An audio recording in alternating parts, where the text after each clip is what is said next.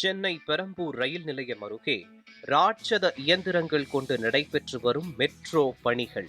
6 அடி ஆழத்தில் சாலையில் ஏற்பட்ட திடீர் பள்ளம். அச்சத்தில் உறைந்த மக்கள்.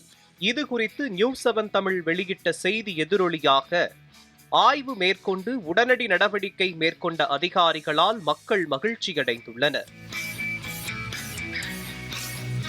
சென்னை பெரம்பூர் ரயில் நிலையம் எதிரே உள்ள நெடுஞ்சாலையில் நடைபெற்று வரும் மெட்ரோ ரயில் பணியின் போது திடீரென சுமார் 6 அடி ஆழத்தில் பள்ளம் ஏற்பட்டது. முழுமையாக இயந்திரங்களால் நடைபெற்று வரும் இப்பணிகளில் தரை சாய்ந்து விழுந்து பள்ளம் உருவானதாக தெரிகிறது. இது குறித்து நமது நியூஸ்7 தமிழ் செய்தி வெளியிட்டது. ஒவ்வொரு செயலுக்கும் சமமான மற்றும் எதிர்வினை உண்டு என்பதற்கு ஏற்ப செய்தி வெளியிடப்பட்டதன் எதிரொலியாக பெரம்பூர் போக்குவரத்து ஆய்வாளர் மாசிலாமணி தலைமையில் போலீசார் தேங்கி போன போக்குவரத்திற்கு மாற்று வழி ஏற்படுத்தினர். தொடர்ந்து தகவலின் அடிப்படையில் செம்பியம் போக்குவரத்து போலீசாரும் மாநகராட்சி அதிகாரிகளும் குடிநீர் வாரியமும் சம்பவ இடத்திற்கு விரைந்து வந்தனர். நாங்கள் இங்கே ரெகுலராக இங்கே எஸ்கலேட் பண்ணிட்டு இருக்கோம்.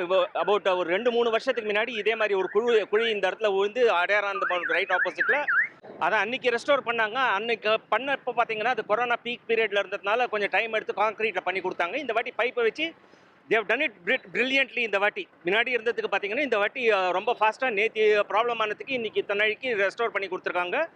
And we are very happy that the local MLA, the local councillor as well as the officials, higher officials, SCBRலேருந்து SC CMWSSBலேருந்து எல்லாம் இங்கே பார்த்து இந்த வேலையை நல்ல விதமாக பண்ணி கொடுத்துருக்காங்க.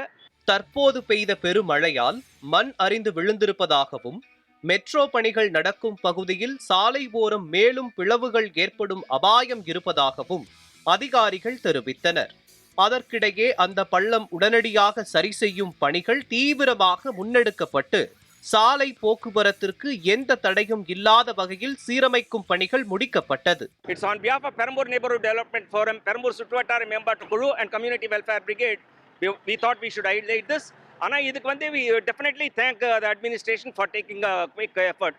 சாலையில் ஏற்பட்ட பள்ளத்தினை விரைந்து நடவடிக்கை மேற்கொண்டதற்கு வாகன ஓட்டிகள் மற்றும் பொதுமக்கள் போலீசாருக்கும் குடிநீர் வாரியத்திற்கும் நன்றி தெரிவித்தனர். நியூஸ்7 தமிழ் செய்திகளுக்காக ஒளிப்பதிவாளர் சந்திரனுடன் செய்தியாளர் ரஃபீக்.